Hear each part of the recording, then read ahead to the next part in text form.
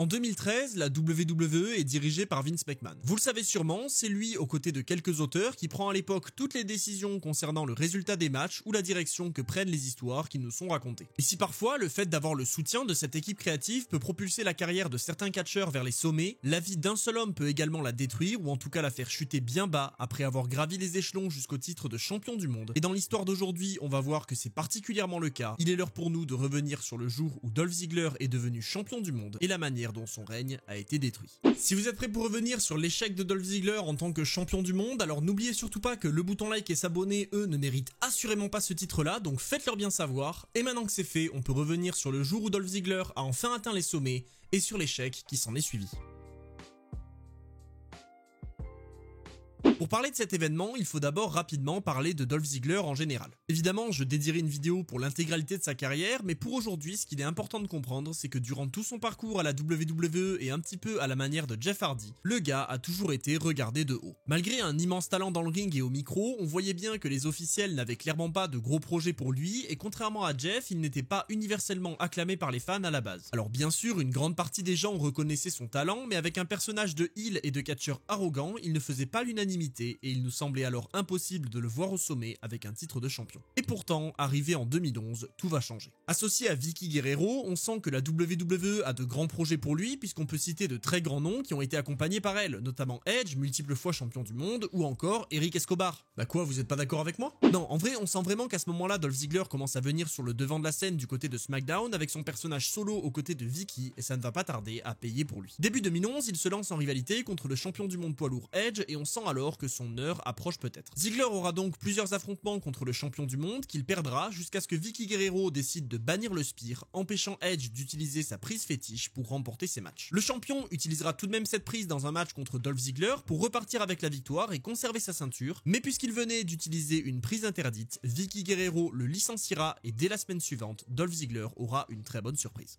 Après 7 ans de carrière à la WWE, Dolph Ziggler est sacré champion du monde par sa nouvelle compagne qui lui offre le titre et c'était clairement mérité, il atteignait enfin les sommets. Bon, l'histoire est bien belle, mais rapidement Teddy Long va débarquer alors qu'il avait été attaqué dans les vestiaires la semaine passée et on découvrira que c'était nul autre que le couple Ziggler-Guerrero qui était responsable de cette attaque. Au lieu de leur coller un procès comme n'importe quelle personne normale, vous le savez sûrement, c'est Teddy Long et donc la punition pour Dolph Ziggler sera de défendre immédiatement son titre contre Edge. Oui, je sais, vous vous attendiez à l'Undertaker mais non, c'est Edge. La clim sera de mise puisqu'en seulement quelques minutes, Dolph Ziggler se fera détruire par Edge et perdra son titre. Bon, vous vous en doutez, c'est pas de ce règne-là dont je vais parler dans cette vidéo, parce qu'il dure littéralement qu'une soirée, mais ça permet déjà de voir que le premier titre majeur en solo pour Dolph Ziggler n'est pas très glorieux, et donc il sera temps pour lui, on l'espère, de prendre sa revanche et d'avoir enfin une vraie victoire et un vrai règne de champion du monde. Pour ça, il faut faire une ellipse et arriver en 2012. Début juillet, Dolph Ziggler défait Alex Riley dans un match de qualification pour le Money in the Bank, et il intègre donc l'un des matchs les plus importants de sa carrière. Dans le ring face à 7 autres catcheurs, Dolph Ziggler doit grimper au sommet de l'échelle et décrocher la mallette s'il veut enfin avoir une opportunité garantie au titre de champion du monde. Alors face à lui dans le ring, il n'y a pas non plus une concurrence incroyable, parce qu'on retrouve notamment Santino Marella, Damien Sandow ou encore Tensai, mais il va falloir quand même tout donner pour repartir avec la victoire. Et justement, alors qu'il propose jusqu'à présent un match plutôt bon mais tout de même mitigé puisqu'il n'est pas le plus mis en avant, il profite que Christian soit seul dans le ring et sur le point de décrocher la mallette pour le pousser de l'échelle, le faisant chuter violemment. Ziggler profite immédiatement de cette action et grimpe au sommet de l'échelle avant de se saisir de la mallette Money in the Bank pour enfin accomplir son rêve sous l'ovation des fans et de Vickie Guerrero, et on comprend alors immédiatement qu'il est extrêmement probable que Dolph Ziggler soit champion du monde dans les prochains mois. À ce moment-là, personnellement, j'étais ravi de voir que Dolph Ziggler allait peut-être enfin atteindre les sommets,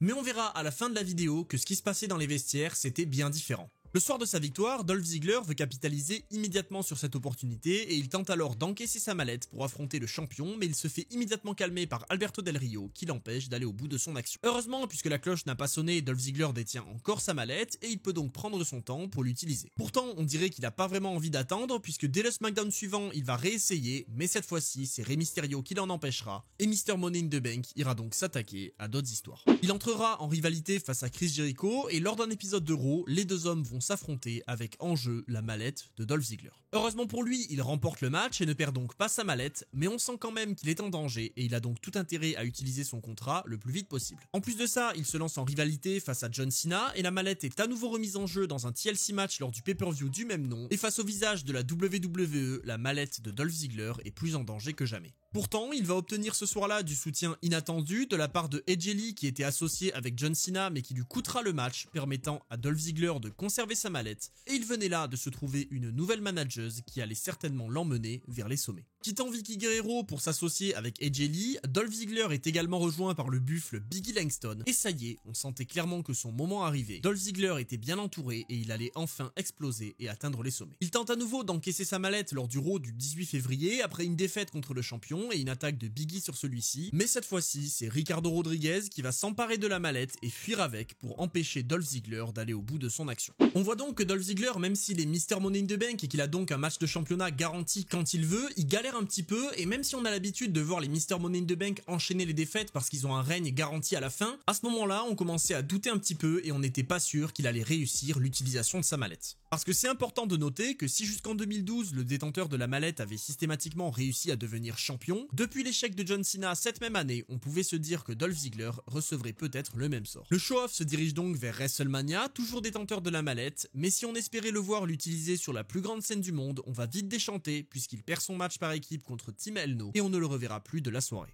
Mais à la WWE, si WrestleMania est un soir très important dans l'année, il y a une autre soirée qui est presque tout aussi importante puisqu'elle marque généralement le début de la nouvelle saison à la WWE et qu'elle est très souvent synonyme de grands moments. Je parle bien sûr de la soirée du Raw après WrestleMania. Et justement, ce soir-là, le champion du monde poids lourd affronte Jack Swagger et Zeb Colter dans un match handicap, un semblant de revanche de leur match 1 contre 1 la veille à WrestleMania. Les deux rivaux partent à la lutte, mais rapidement, on remarque que le public ignore le match et préfère scander We Want Ziggler, espérant l'arrivée de Mr Money in the Bank. Le match dure depuis de nombreuses minutes et le public finit par abandonner tout espoir puisque Del Rio subit quasiment tout le match, se faisant détruire la jambe par le All-American américain qui ne fera évidemment jamais entrer son partenaire dans le ring. Le champion du monde est en énorme difficulté dans le match puisque son adversaire a véritablement pris sa jambe pour cible et ne le lâche pas, mais dans un dernier élan d'espoir, Del Rio surprend Swagger avec son cross-arm breaker sorti de nulle part et il force son adversaire à abandonner pour repartir avec la victoire. Mais si Del Rio a bien gagné ce match, il y a tout de même laissé des plumes puisque sa jambe gauche est grandement endommagée et le champion du monde ne parvient pas à se relever. Alors que Del Rio est ausculté par un médecin, les espoirs du public continuent de monter et les chants se font entendre, puis soudain...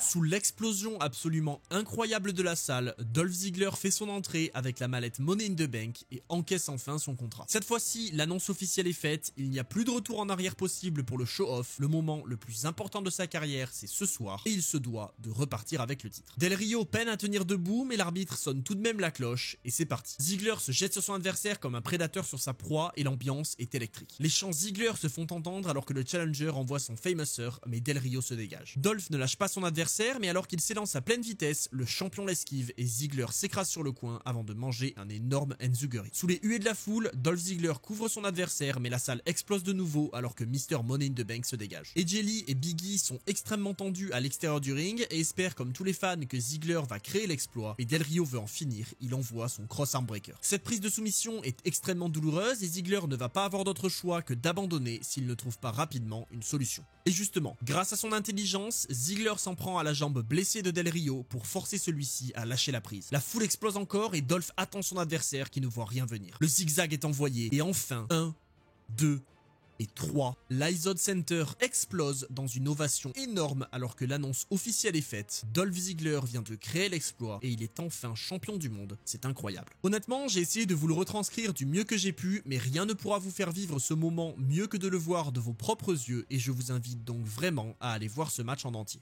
Mais maintenant qu'on a pu vivre ou revivre ce très grand moment et que certains d'entre vous se sont certainement remémorés les émotions qu'ils ont ressenties en voyant cette victoire, il est temps d'aborder la partie la moins plaisante de la vidéo, la chute de Dolph Ziggler. Et une nouvelle fois, pour parler de cette chute, il faut parler de ce qui se passe dans les vestiaires. Vous le savez peut-être, mais à l'époque, le président de la WWE, Vince McMahon, est responsable de la plupart des décisions prises concernant les catcheurs. Et si certains membres de l'équipe créative, tels que le légendaire Pat Patterson, étaient de très grands fans de Dolph Ziggler, force est de constater que ce n'était pas le cas de Vince McMahon. Mais attention, parce que si aujourd'hui on est très nombreux à apprécier le travail de Triple H en tant que directeur créatif, celui-ci n'était à l'époque clairement pas un soutien de Dolph Ziggler non plus. Et donc, si les deux hommes ont accepté que Ziggler remporte le Money in the Bank et encaisse sa mallette avec succès, c'était pas pour autant gagné d'avance. Déjà, Triple H trouvait que Dolph Ziggler ne suivait pas assez les directives qu'on lui donnait et essayait trop de devenir le prochain Shawn Michaels. Vince McMahon, quant à lui, ne voyait pas en Ziggler un grand nom et donc face à la proposition de lui faire encaisser sa mallette à WrestleMania pour créer un grand moment, McMahon refuse et propose plutôt d'organiser l'encaissement le lendemain. On voit donc déjà des freins pour Dolph Ziggler qui a certes une partie de l'équipe créative derrière lui, puisqu'ils veulent même le voir encaisser sa mallette à WrestleMania, et croyez-moi qu'un tel moment ça s'oublie pas, demandez à Seth Rollins, mais qui d'un autre côté a des membres très importants de la direction qui ne croient pas en lui et qui ne veulent pas miser sur lui, et on va voir que ça va lui coûter très cher. Lorsque Vince McMahon annonce aux membres de l'équipe créative que Dolph Ziggler va encaisser sa mallette lors du Raw après WrestleMania, il met immédiatement les choses au clair. Ziggler n'est pas une future grande star, il n'y a aucun projet pour lui, cet encaissement n'a lieu que pour créer un grand moment au lendemain de WrestleMania. Mais la malchance ne s'arrête pas là pour Dolph Ziggler. À peine un mois après avoir remporté l'un des titres les plus importants de la WWE, il subit une commotion dès le début d'un match entre Big E et Jack Swagger après un coup de pied en plein crâne envoyé par celui-ci. Éloigné des rings pendant un mois, Dolph Ziggler ne peut alors même pas prouver aux officiels qui sont contre lui qu'il a le potentiel d'être une grande star, et en plus de ça, son cauchemar est très loin d'être fini. Il est enfin autorisé à retourner sur les rings lors de Payback le 16 juin et peut alors défendre son titre contre Alberto Del Rio.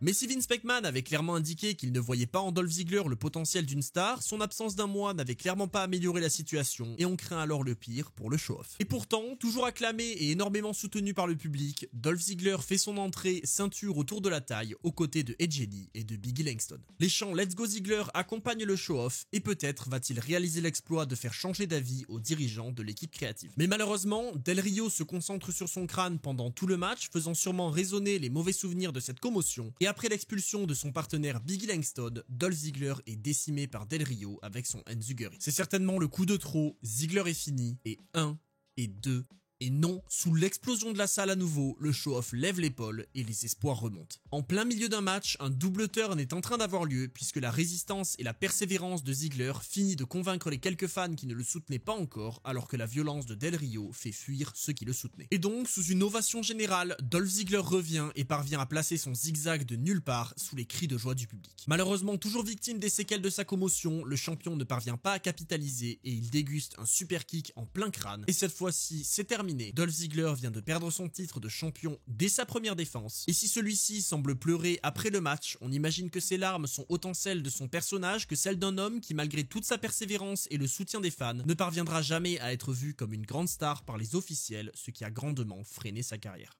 C'est donc après avoir enfin atteint les sommets avec ce titre de champion du monde pour régaler tous ses fans que Dolph Ziggler a complètement chuté à la WWE après ça, parce que même s'il a eu de bons runs, de bonnes rivalités et même de grands moments comme à Survivor Series 2014, le fait est qu'il n'a jamais réussi à retrouver le titre de champion du monde poids lourd et que la WWE n'a jamais voulu miser sur lui. J'espère que cette vidéo vous aura plu et qu'elle vous aura permis de vivre ou de revivre ce grand moment et la déception de la chute de Dolph Ziggler, et si c'est le cas, n'oubliez bien sûr pas à me le dire en commentaire et à évidemment mettre une petite claque dans la tête du bouton like et s'abonner, ça fait toujours plaisir. Vous pouvez également me rejoindre sur Twitch et sur ma chaîne secondaire, les liens sont en description, et d'ici là je vous dis c'était Monsieur Hawkin et on se retrouve très vite pour d'autres histoires.